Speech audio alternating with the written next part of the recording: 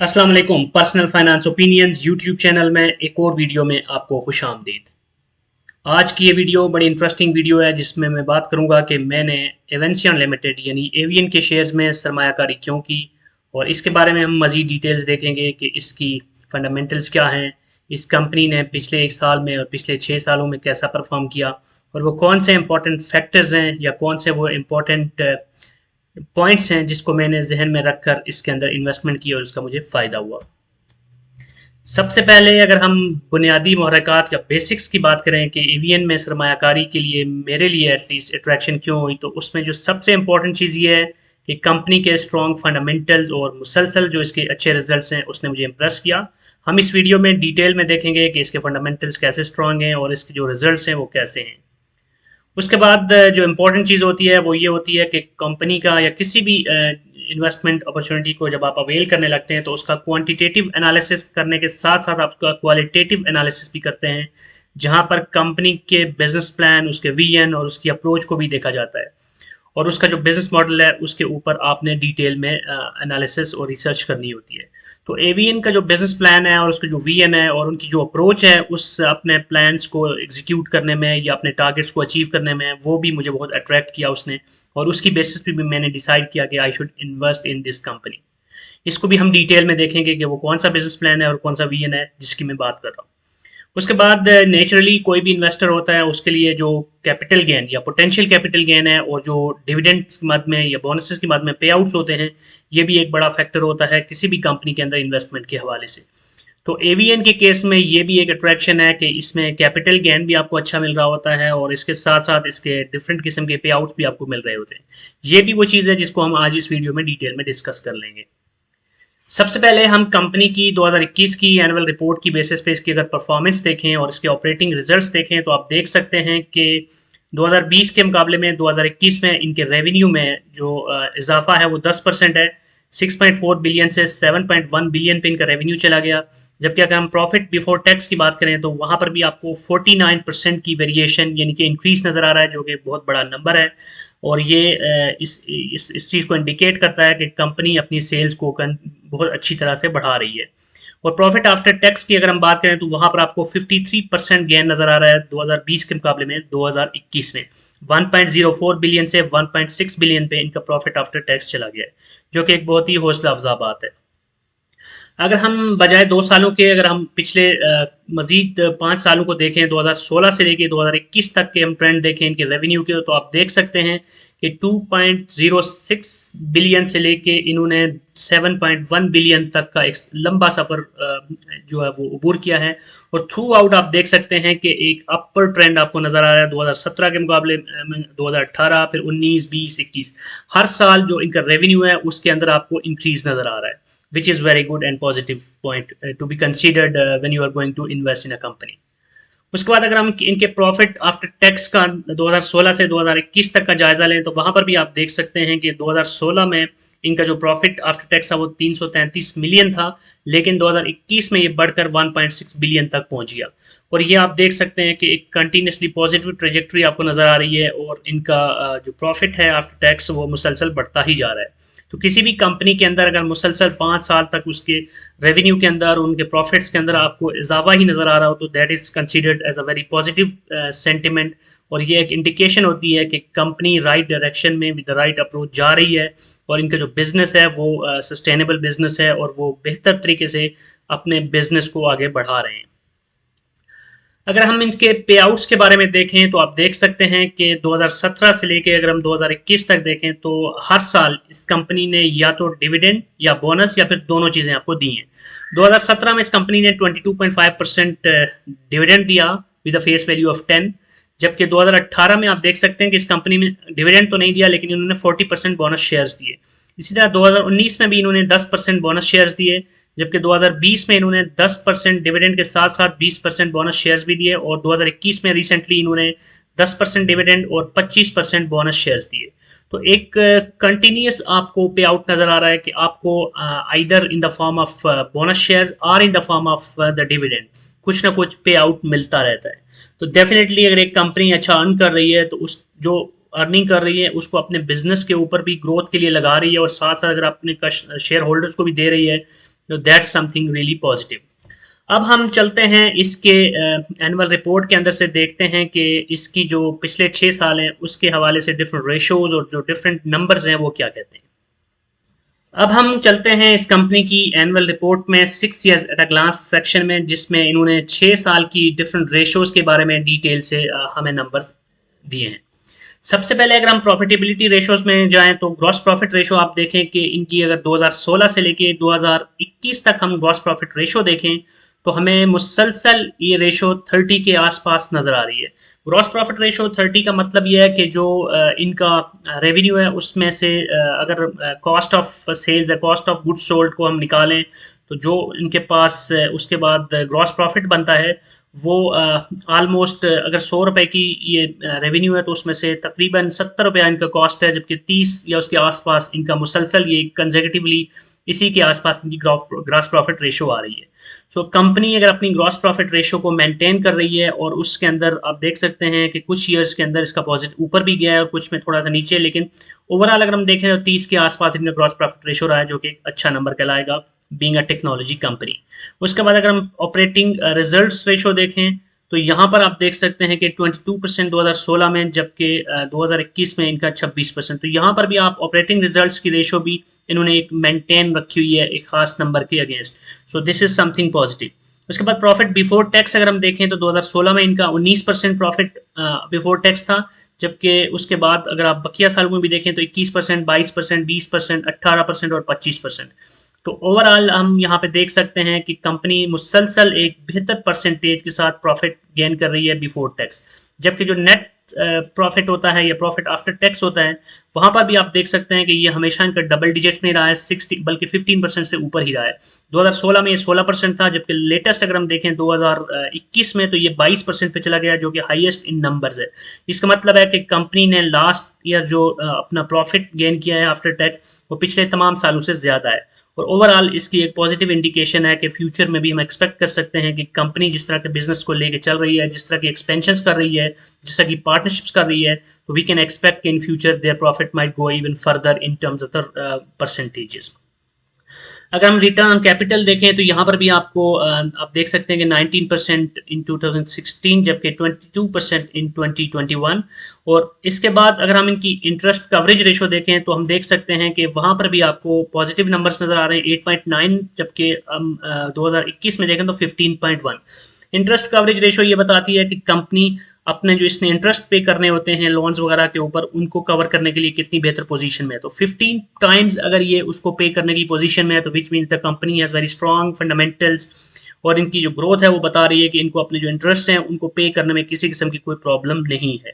उसके बाद आप earning before tax depreciation and amortisation EBITDA देखें तो वहां पर भी आप 23% से 27% के बीच बीच में इनके जो मार्जिन रहे। सो ओवरऑल जितने भी प्रॉफिटेबिलिटी रेशोज हैं, जो इनकी जो परसेंटेजेस हैं वो हौसला अफजा हैं, पॉजिटिव हैं, जिससे पता चलता है कि कंपनी स्ट्रॉन्ग फुट्स पे खड़ी है और बेहतर तरीके से अपने रिसोर्सेज को यूटिलाइज करके प्रॉफिट्स कमा रही है।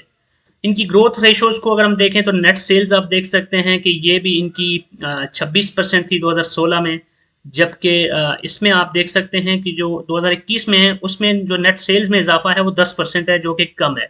लेकिन इससे पहले जितने भी साल हैं उसमें इनकी ओवरऑल जो नेट सेल्स हैं वो बढ़ी हैं। 2021 में ये भी है कि कोविड के फैक्टर्स की वजह से भी हम कह सकते हैं कि मे बी कि there might be some reason कि उस रफ्तार से इनकी जो नेट सेल्स है वो नहीं बढ़ी जिस रफ्तार से या जिस परसेंटेज से पिछले सालों में बढ़ी है। लेकिन इन एनी केस सेल्स का मुसलसल बढ़ना दैट्स अ पॉजिटिव साइन। और यहाँ पर भी आप देख सकते हैं कि कोविड और डिफरेंट सिचुएशन के बावजूद 10% मजीद इन्होंने अपनी सेल्स में इजाफा किया है। जबकि अगर हम इसकी प्रॉफिट आफ्टर टैक्स, जो कि एक और इम्पोर्टेंट रेशो है ग्रोथ रेशोज के अंदर, वहां पर हम देखें तो आप देख सकते हैं कि 2016 में इनका जो प्रॉफिट आफ्टर टैक्स है वो 38% था अपनी जो सेल्स होती हैं उस पर, जबकि 2021 में ये 53% है। यानी कि इन्होंने जो अपनी प्रॉफिटेबिलिटी प्रॉफिट्स के हिसाब से जो ग्रोथ रेशोज हैं उसके अंदर भी एक इंप्रूवमेंट शो की है। उसके बाद अगर हम देखें कॉस्ट ऑफ सेल्स या cost of good sales sold जिसको बोलते हैं कॉस्ट रेशोज के अंदर, तो यहाँ पर हम देख सकते हैं कि इन्होंने अपनी कॉस्ट को प्रॉपर्ली मेंटेन किया हुआ है और अपनी कॉस्ट को बहुत ज़्यादा बढ़ने नहीं दिया। 64% था 2016 में, उसके बाद 65, 72, फिर कम होकर 70, जबकि लेटेस्ट ईयर में 68% है। इसका मतलब है कि 100 रुपए की सेल्स के ऊपर इनकी जो कॉस्ट आ रही है वो 68 आ रही है। Still they have good margin of 32% other than this. और जबकि एडमिनिस्ट्रेटिव एंड सेलिंग कॉस्ट आप देख सकते हैं कि वहाँ पर भी इन्होंने अपनी कॉस्ट को काफ़ी हद तक मेंटेन किया हुआ है। लेस देन 20% के ऊपर ही इनकी जो है कॉस्ट आ रही है, एडमिनिस्ट्रेटिव एंड सेलिंग कॉस्ट।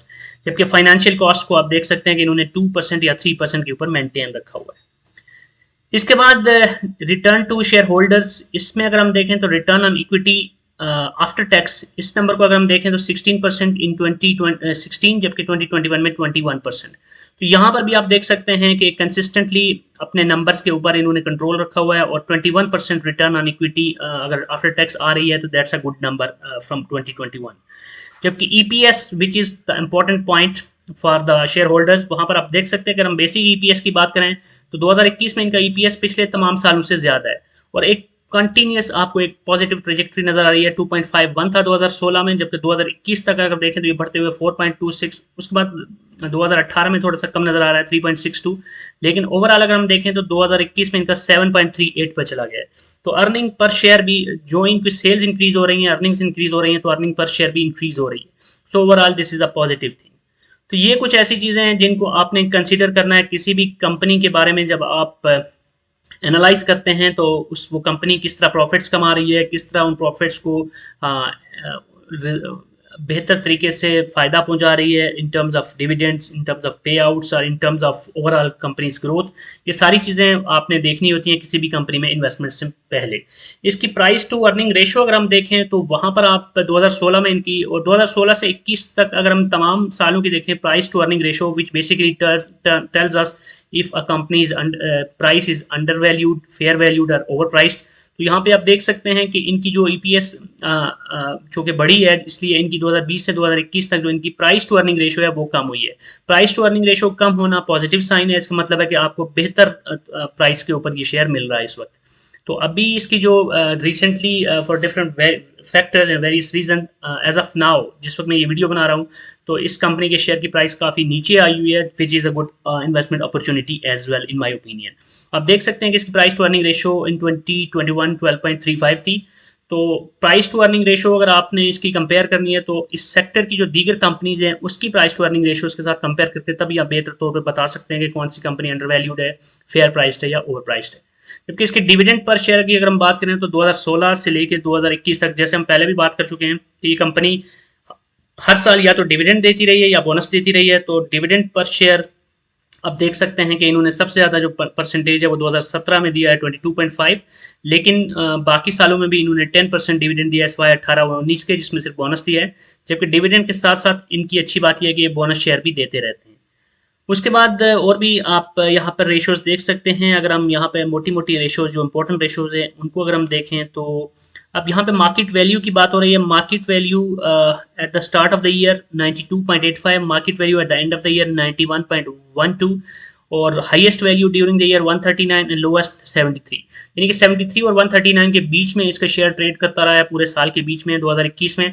और अभी इस वक्त जब मैं वीडियो बना रहा हूँ इन मई 2022, तो इसकी जो प्राइस है वो 69 के आसपास है। सो बहुत सारे इंटरनेशनल और लोकल फैक्टर्स की वजह से प्राइस नीचे आई हुई है। तो I will consider as a great opportunity to jump into the shares of this company. जबकि इसकी डिविडेंड यील्ड की रेशो अगर आप देखें तो वो बहुत ज़्यादा नहीं आपको नज़र आ रहा है कि 0.29%, 0.65 और लास्ट में 0.11%। लेकिन इंपॉर्टेंट चीज़ ये है कि डिविडेंड के साथ साथ ये आपको रेगुलरली बोनस भी दे रही होती है। सो बोनस शेयर जैसे इस साल इसने 25% दिए हैं, तो अगर आपके पास फॉर एग्जांपल 100 शेयर्स हैं तो आपको 25 शेयर्स अजाफी मिल जाएंगे इन टर्म्स ऑफ बोनस शेयर, और 1000 शेयर्स हैं तो आपको 250 एक्स्ट्रा शेयर्स मिल जाएंगे। So that's a good way of increasing your portfolio और improving in your portfolio in this technology sector. यहाँ पर इसके बाद आप और भी बहुत सारी रेशोज़ हैं जिसको एनालाइज कर सकते हैं। जैसे एसेट यूटिलाइजेशन के बारे में हम देखें तो ये भी इंपॉर्टेंट होता है। टेक्नोलॉजी कंपनीज के केस में जो इनके मोस्टली जो इनके टेंजिबल एसेट्स हैं उससे ज़्यादा इंटेंजिबल एसेट्स वो ज़्यादा सिग्निफिकेंट होते हैं। इसलिए एसेट्स के पॉइंट ऑफ व्यू से शायद बहुत ज़्यादा बेहतर तौर पर एनालाइज नहीं कर सकें, लेकिन इन जनरल अगर हम देखें तो इनकी जो रेशोज़ हैं वो बहुत हौसला अफजा हैं और बहुत ही पॉजिटिव हैं। I am not going into the details of each and every line item into this 6 years glance, लेकिन इन जनरल आप देख सकते हैं यहाँ पे करंट रेशो अगर देखें तो इनकी करंट रेशो थ्रू आउट 2+ रही है सिवाय 2019 के। तो करंट रेशो बेसिकली ये बताती है कि इस कंपनी के करंट एसेट्स और करंट लाइबिलिटीज के बीच में क्या डिफरेंस आ रहा है, क्या रेशो बन रही है उनकी, क्या डिवीजन है उनकी। तो अगर ये 1 से कम हो तो दैट्स नेगेटिव साइड, क्योंकि इसका मतलब ये होता है कि जो करंट लाइबिलिटीज है वो ज्यादा है करंट एसेट्स से। लेकिन इस केस में अगर 2 से भी ऊपर है तो इसका मतलब है कि इनके जो करंट एसेट्स हैं वो सिग्निफिकेंटली ज्यादा है इनकी करंट लाइबिलिटीज से। क्विक रेशो भी आप देख सकते हैं, ये भी अच्छी है इनकी। क्विक रेशो में इन्वेंट्रीज को काउंट नहीं किया जाता और ये ज़्यादा एग्रेसिव किस्म की एक रेशो होती है compare to the current ratio. लेकिन ये भी यही बताती है कि कंपनी अपनी जो करंट लाइबिलिटीज़ है वो किस हद तक अपने क्विक एसेट्स के साथ या कैश या जो कैश कन्वर्टेबल एसेट्स हैं उनके ज़रिए पे बैक कर सकती है। उसके बाद कैश टू करंट लाइबिलिटी 0.31 है। डेफिनेटली कंपनी ज़्यादा कैश नहीं रखती क्योंकि कैश को उन्होंने री इन्वेस्ट करना होता है, उसमें से फ़ायदा उठाना होता है। लेकिन इन जनरल इतनी ये भी समझा जाता है कि अगर कोई कंपनी अपनी कैश के जरिए अपनी करंट लाइबिलिटीज़ पूरे करने की पोजीशन में हो तो वो बहुत ज़्यादा आइडियल समझा जाता है, लेकिन that's not the case here, but that's not a problem as well. जबकि टोटल लाइबिलिटीज़ टू इक्विटी आप देखें तो 0.66 है। तो इसका मतलब है कि इनकी जो टोटल लाइबिलिटीज़ हैं उसके वो कोई बहुत ज़्यादा नहीं है कि आप जिसके बेस पे ये कहें कि इक्विटी के साथ कंपैरिजन में इनकी लाइबिलिटीज़ सिग्निफिकेंटली कम हैं। तो ये कुछ रेशोज हैं जिनको देख के आप बहुत बेहतर तौर पे इस कंपनी के एनालिसिस कर सकते हैं या इसका ओवरऑल जो बिजनेस मॉडल है उसको समझ सकते हैं। और हौसला अफजा रिजल्ट्स हैं और इसके बाद अगर आप इसकी फाइनेंशियल स्टेटमेंट्स पे जाएं तो वहाँ से भी आपको बहुत बेहतर इन्फॉर्मेशन मिल सकती है। इसके बाद अगर हम कंपनी के बिजनेस प्लान और विजन की बात करें, जो कि मुझे अनदर अट्रैक्शन लगी जिसकी वजह से इस कंपनी में मैंने इन्वेस्ट किया, तो वो जब इसके आप एनुअल रिपोर्ट्स पढ़ें तो वहाँ पर इन्होंने द रोड टू 100 प्लान, इस एक प्लान का या एक अंडरटेकिंग का जिक्र किया है जिसमें बेसिकली इनका टारगेट किया है कि इन्होंने $100 मिलियन अचीव करने हैं इन terms of revenue from orders by the end of physical year 2025। तो बहुत ही बेहतर तरीके से ज़बरदस्त किस्म के प्लान के साथ और उस प्लान के साथ इनके पूरा चेकआउट होता है कि उसके लिए अप्रोच क्या फॉलो करनी है इस तरह के टारगेट्स को अचीव करने के लिए। तो ये जो इनका 100 millions revenue from the orders है बाय द एंड ऑफ 2025, उसमें इन्होंने कुछ रीजनल ब्रेकडाउन किया है कि ये एक्सपेक्ट कर रहे हैं कि इस 100 मिलियन में 20% जो है वो पाकिस्तान से, क्योंकि इनके बिजनेसेस पाकिस्तान से बाहर भी हैं और इनकी सब्सिडरीज भी हैं, तो पाकिस्तान के सब्सिडरीज भी हैं और एसोसिएट कंपनीज भी हैं। तो पाकिस्तान से 20%, जबकि KSA एंड कतर से 40%, जबकि UAE एंड नॉर्थ अफ्रीका से 40% इस टोटल 100% का ये अचीव करना चाहते हैं बाय द एंड ऑफ 2025। और अगर इसके हम डिटेल्स में जाएं तो इन्होंने जो स्टेप्स लिखे हैं जिनके ज़रिए ये अपने प्लान के मुताबिक अपना टारगेट अचीव करना चाहते हैं, उसमें सबसे पहले ज्योग्राफिकल एक्सपेंशन इनिशिएटिव्स। तो इनके प्लान्स जो हैं वो Qatar, KSA, Egypt, UAE, Nigeria, Kuwait and Oman के लिए हैं। तो this is a positive thing कि कंपनी अपने जो फुट स्टेप्स हैं उनको, जो फुटप्रिंट्स हैं इनके, उनको दूसरे कंट्रीज़ के अंदर या ऐसी मुख्तलिफ़ किस्म की कंट्रीज़ के अंदर या रीजन्स के अंदर एक्सपेंड करना चाह रही है जहाँ पर इनके बिजनेस का स्कोप मौजूद है। क्योंकि कंपनी इंडस्ट्रियल ऑटोमेशन की तरफ ज़्यादा फोकस्ड है और इंडस्ट्रियल ऑटोमेशन का अगर हम मिडल ईस्ट खास तौर पे या अफ्रीकन रीजन या इस तरह की कंट्रीज़ की बात करें तो वहाँ पर बहुत ज़्यादा स्कोप मौजूद है।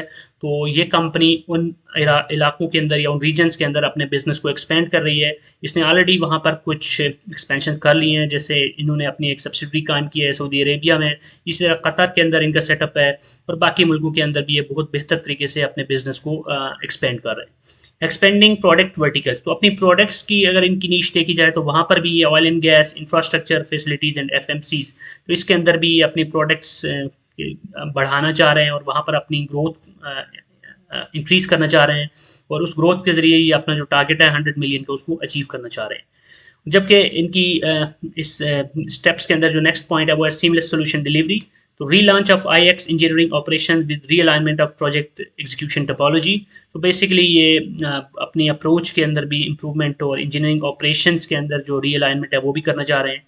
तो बहुत सारे इनके वो स्ट्रेटजिक डिसीजंस हैं या इनकी प्लान्स हैं जिसके ज़रिए ये अपना टारगेट अचीव करने के लिए स्ट्रगल कर रहे हैं।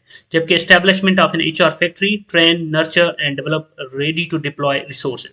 तो बेसिकली टेक्नोलॉजी रिलेटेड मुख्तलिफ किस्म के इनिशिएटिव्स ये ले रहे हैं जिसके ज़रिए ये चाहते हैं कि अपने इन टारगेट्स को अचीव कर सकें। और द गुड थिंग इज़ कि company is already on the right direction. ये एनुअल रिपोर्ट पर से मैंने आपको रिजल्ट्स पीछे दिखाए थे, जबकि इनके भी रिसेंटली इनकी क्वार्टरली रिपोर्ट आई है, उसमें हम देखें तो वहाँ पर भी इनके पॉजिटिव रिजल्ट्स आए। दिस मीन्स के company is rightly directed and geared up towards their targets. अब अगर हम एक और इम्पॉर्टेंट फैक्टर की बात करें कि किसी भी टेक्नोलॉजी कंपनी के लिए उसकी जो स्ट्रेटेजिक पार्टनरशिप्स होती हैं वो भी बड़ी इंपॉर्टेंट होती हैं। उससे हमें पता चलता है कि कंपनी किस हद तक अपने जो वर्थ है उसको बढ़ाने के लिए लाइक माइंडेड या उन कंपनीज के साथ इश्तराक कर रही है, पार्टनरशिप्स कर रही है, जो कि इसके बिजनेस को और विन विन विन सिचुएशन के साथ वो बिजनेसेस को इवॉल्व कर सकते हैं।